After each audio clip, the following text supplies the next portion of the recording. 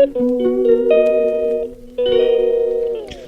Everyone, आज हम बनाएंगे कद्दू की सब्ज़ी। सबसे पहले हम कद्दू को कट करेंगे और अच्छी तरह से वॉश कर लेंगे। वॉश करने के बाद हम एक कढ़ाई लेंगे, उसमें ऑयल ऐड करेंगे, ज़ीरा और ऑनियन और सूखी लाल मिर्च ऐड कर देंगे।